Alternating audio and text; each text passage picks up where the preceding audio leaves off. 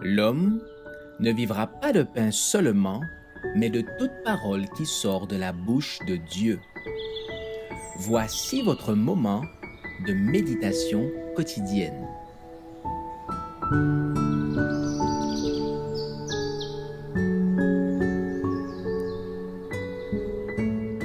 Avec Dieu, chaque jour.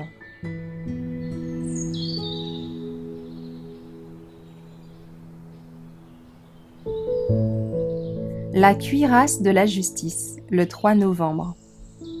Revêtez la cuirasse de la justice. Éphésiens 6, verset 14. Revêtue de l'armure de la justice du Christ, l'Église se prépare à entrer dans le conflit final. Belle comme la lune, pure comme le soleil, mais terrible comme les troupes sous leur bannière. Elle s'avance dans le monde en vainqueur pour vaincre. Seul le vêtement dont le Christ lui-même nous a pourvus nous permettra de paraître en présence de l'Éternel. Ce vêtement, la robe de la justice du Christ, Jésus le placera sur tout être repentant et fidèle. « Je te conseille, dit-il, d'acheter de moi des vêtements blancs, afin que tu sois vêtu, et que la honte de ta nudité ne paraisse pas. Toute notre justice est comme un vêtement souillé. Tout ce que nous pouvons faire par nous-mêmes est souillé par le péché. Mais le Fils de Dieu a paru pour ôter les péchés, et qu'il n'y ait point en lui de péché. Ce dernier est ainsi défini. Il est la transgression de la loi.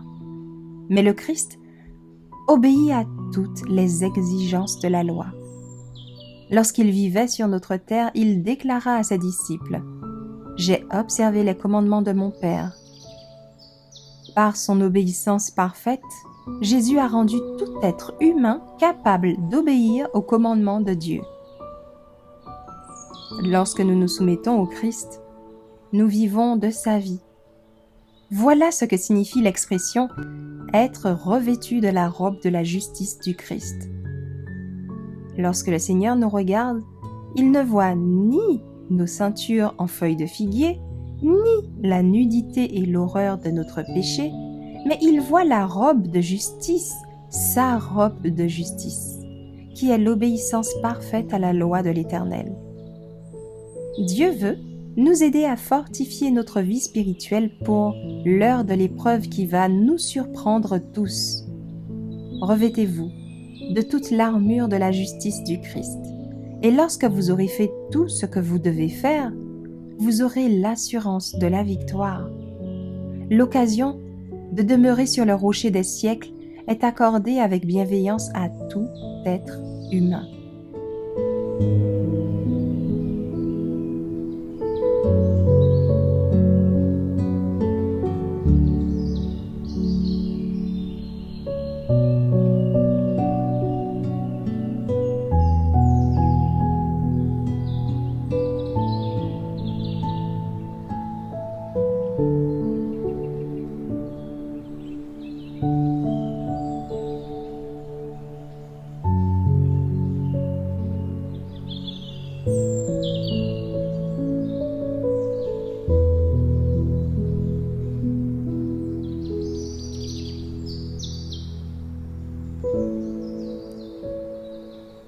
Merci d'avoir écouté cette présentation.